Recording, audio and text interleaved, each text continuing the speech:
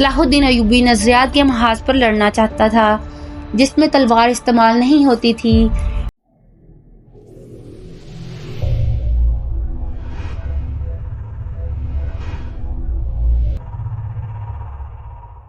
السلام علیکم ہمارے پیارے ناظرین، میں امید کرتی ہوں کہ آپ سب خیریت سے ہوں گے۔ جیسا کہ آپ جانتے ہیں کہ ہماری پچھلی ویڈیو میں ہم نے آپ کو سلطان صلاح الدین ایوبی کے جنگی حالات سے آگاہ کیا کہ کیسے ان کے چچا زاد بھائی نے اسلام کے دشمنوں کے ساتھ مل کر اپنے حسد اور کینے کی وجہ سے ان پر قاتلانہ حملے کروائے جو کہ ناکام رہے۔ اصل کہانی سنانے سے پہلے یہ ضروری معلوم ہوتا ہے کہ ان واقعات سے پہلے کے دور کو دیکھا جائے۔ صلاح الدین ایوبی کے نام، اس کی عظمت اور تاریخی اسلام میں اس کے مقام اور کارناموں سے کون واقف نہیں۔ ملت اسلامیہ تو اسے بھول ہی نہیں سکتی، مسیحی دنیا بھی اسے ہمیشہ یاد رکھے گی، لہٰذا یہ ضروری معلوم نہیں ہوتا کہ صلاح الدین ایوبی کا شجاع نسب تفصیل سے بیان کیا جائے۔ ہم جو کہانی سنانے لگے ہیں وہ اس نوعیت کی ہے جس کی وسط کے لیے تاریخ کا دامن تنگ ہوتا ہے۔ یہ تفصیلات وقائع نگاروں اور قلمکاروں کی ریکارڈ کی ہوئی ہوتی ہیں، کچھ سینہ بہ سینہ اگلی نسلوں تک پہنچتی ہیں۔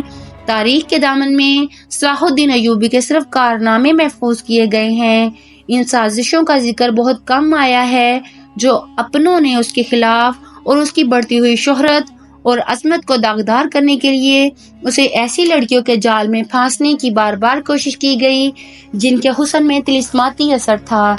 تاریخ اسلام کا یہ حقیقی ڈرامہ 23 مارچ 1159 کے روز سے شروع ہوتا ہے جب صلاح الدین ایوبی کو مصر کا وائس رائے اور فوج کا کمانڈر ان چیف بنایا گیا۔ اسے اتنا بڑا رتبہ ایک تو اس لیے دیا گیا کہ وہ حکمران خاندانوں کا نونہال تھا، دوسرے اس لیے کہ اوائل عمر میں ہی وہ فن حرب و ضرب کا ماہر ہو گیا تھا، پاہ گیری ورثے میں پائی تھی۔ اس کے ذہن میں حکمرانی مانی بادشاہی نہیں، اسلام کی پاسبانی اور قوم کی عظمت اور فلاح و بہبود تھی۔ اس کا جب شعور بیدار ہوا تو پہلی خلش یہ محسوس ہوئی کہ مسلمان حکمرانوں میں نہ صرف یہ کہ اتحاد نہیں بلکہ وہ ایک دوسرے کی مدد سے بھی گریز کرتے تھے۔ وہ عیاش ہو گئے تھے، شراب اور عورت نے جہاں ان کی زندگی رنگین بنا رکھی تھی وہاں عالم اسلام اور خدا کے اس عظیم مذہب کا مستقبل تاریک ہو گیا تھا۔ ان امیروں اور ان کے وزیروں اور مشیروں کے حرم غیر مسلم لڑکیوں سے بھرے ہوئے تھے، زیادہ تر لڑکیاں یہودی اور عیسائی تھیں جنہیں خاص تربیت دے کر ان حرموں میں داخل کیا گیا تھا۔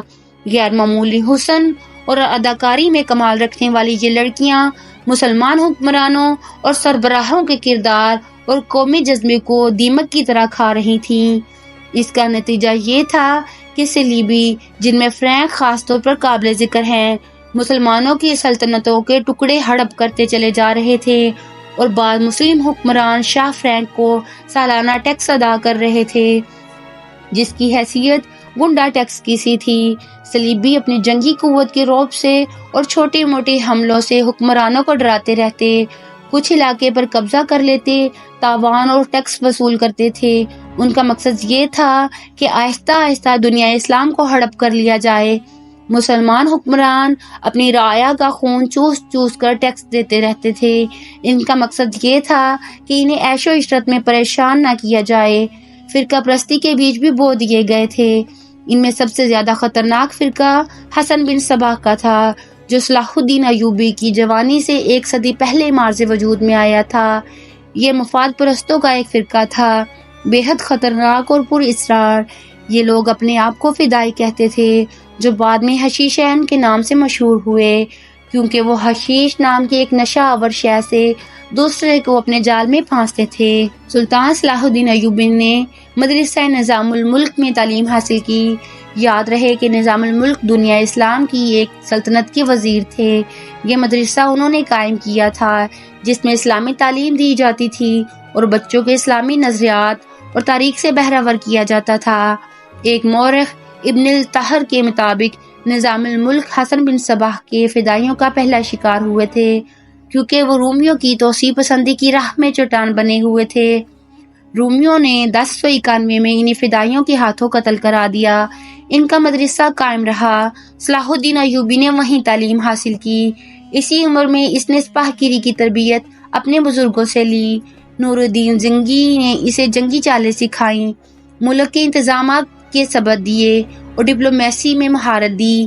اسی تعلیم و تربیت نے اس کے اندر وہ جذبہ پیدا کر دیا جس نے آگے چل کر اسے صلیبیوں کے لیے بجلی بنا دیا۔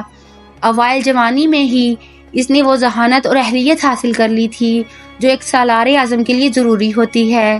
صلاح الدین ایوبی نے فن حرب و ضرب میں جاسوسی، کمانڈو اور گوریلا آپریشن کو خصوصی اہمیت دی۔ اس نے دیکھ لیا تھا کہ صلیبی جاسوسی کے میدان میں آگے نکل گئے ہیں، وہ مسلمانوں کے نظریات پر نہایت کارگر حملے کر رہے ہیں۔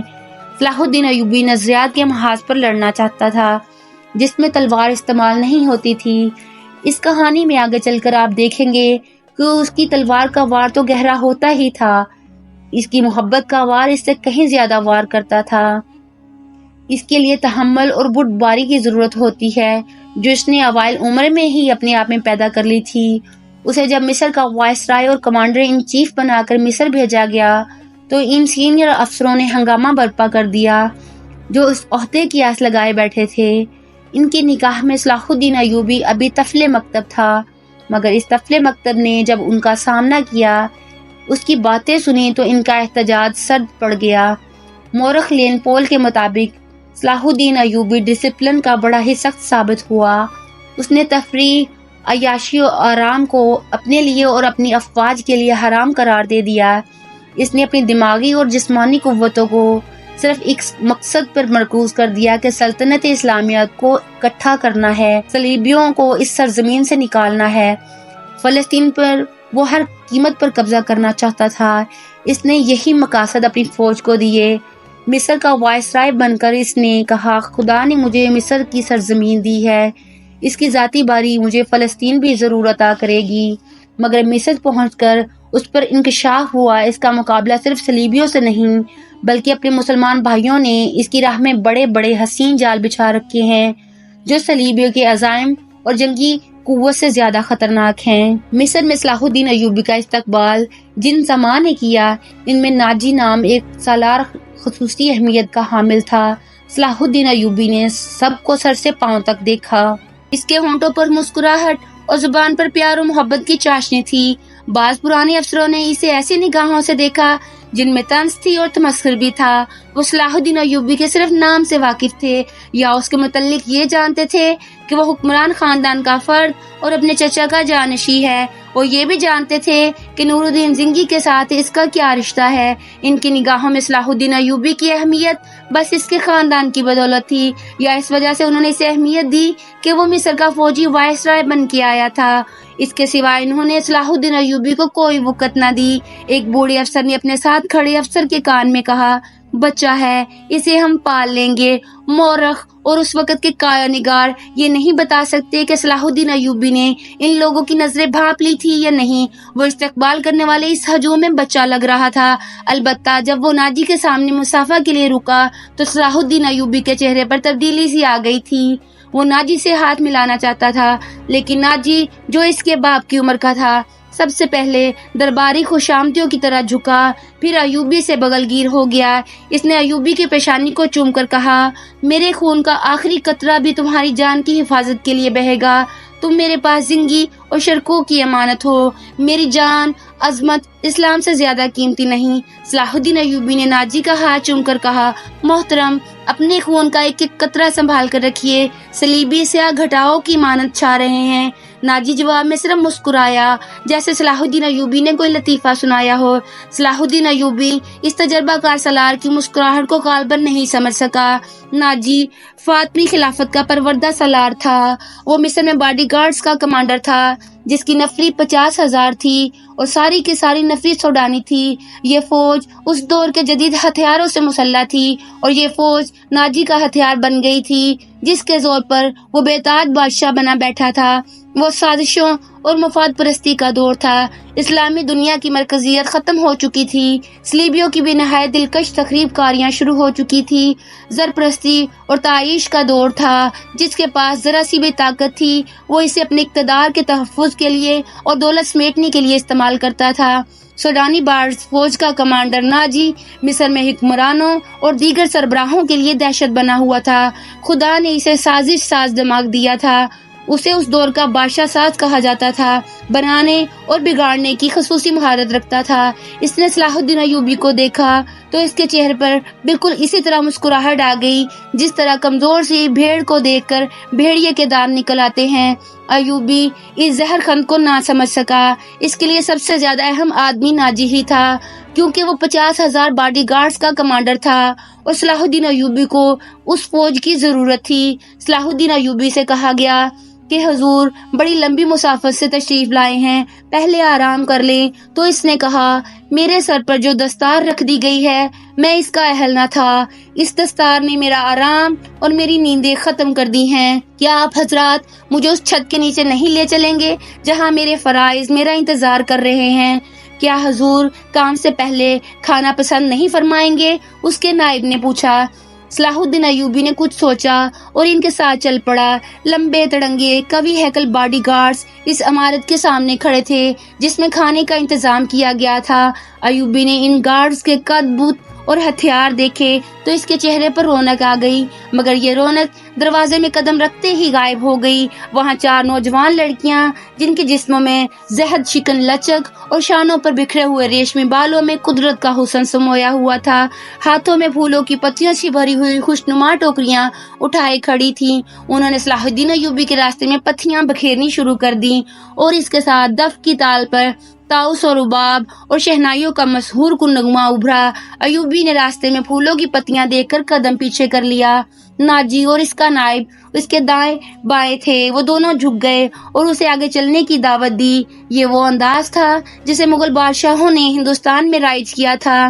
صلاح الدین ایوبی پھولوں کی پتیاں مسلنے نہیں آیا تھا۔ ایوبی نے ایسی مسکراہٹ سے کہا جو ان لوگوں نے پہلے کم ہی کبھی کسی کے ہونٹوں پر دیکھی تھی، ہم حضور کے راستے میں آسمان سے تارے بھی نوچ کر بچھا سکتے ہیں۔ ناجی نے کہا، اگر میری راہ میں کچھ بچھانا چاہتے ہو وہ ایک ہی چیز ہے جو میرے دل کو بھاتی ہے۔ صلاح الدین ایوبی نے کہا، آپ حکم دیں۔ نائب نے کہا، وہ کون سی چیز ہے جو حضور کے دل کو بھاتی ہے؟ صلیبیوں کی لاشیں۔ صلاح الدین ایوبی نے مسکرا کر کہا، مگر فوراً ہی اس کی مسکراہٹ غائب ہو گئی، اس کی آنکھوں سے شعلے نکلنے لگے۔ اس نے دھیمی آواز میں جس میں قہر اور عتاب چھپا ہوا تھا کہا، مسلمان کی زندگی پھولوں کی سیج نہیں، جانتے نہیں ہو صلیبی سلطنت اسلامیہ کو چوہوں کی طرح کھا رہے ہیں، اور جانتے ہو وہ کیوں کامیاب ہو رہے ہیں؟ صرف اس لیے کہ ہم نے پھولوں کی پتیوں پر چلنا شروع کر دیا ہے۔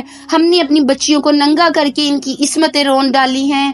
میری نظریں فلسطین پر لگی ہوئی ہیں، تم میری راہ میں پھول بچھا کر مصر سے بھی اسلام کا پرچم اتروا دینا چاہتے ہو۔ اس نے سب کو ایک نظر دیکھا اور دبدبے سے کہا، اٹھا لو یہ پھول میرے راستے سے، میں نے ان پر قدم رکھا تو میری روح کانٹوں سے چھلنی ہو جائے گی۔ ہٹا دو لڑکیوں کو میرے راستے سے، کہیں ایسا نہ ہو کہ میری تلوار ان کے اتنے دلکش نہرے بالوں میں الجھ کر بیکار ہو جائے۔ حضور کی جاہ و عظمت، مجھے حضور نہ کہو۔ صلاح الدین ایوبی نے بولنے والے کو یوں ٹوک دیا جیسے تلوار سے کسی کافر کی گردن کاٹ دی ہو۔ اس نے کہا، حضور وہ تھے جن کا تم کلمہ پڑھتے ہو، جن کا میں غلام بے دام ہوں، میری جان فدا ہو اس حضور صلی اللہ علیہ وآلہ وسلم پر جن کے مقدس پیغام کو میں نے سینے پر کندہ کر رکھا ہے۔ میں یہی پیغام لے کر مصر میں آیا ہوں۔ صلیبی مجھ سے پیغام چھین کر بحریہ روم میں ڈبو دینا چاہتے ہیں، شراب میں غرق کر دینا چاہتے ہیں۔ میں بادشاہ بن کے نہیں آیا۔ لڑکیاں کسی کے اشارے پر پھولوں کی پتیاں سمیٹ کر وہاں سے ہٹ گئیں۔ صلاح الدین ایوبی تیزی سے دروازے کے اندر چلا گیا۔ ایک وسیع کمرہ تھا، اس میں ایک لمبی میز رکھی ہوئی تھی جس پر رنگا رنگ پھول بکھرے ہوئے تھے اور ان کے درمیان روسٹ کیے ہوئے بکروں کے بڑے بڑے ٹکڑے، سالم مرغ اور جانے کیسے کیسے کھانے سجے ہوئے تھے۔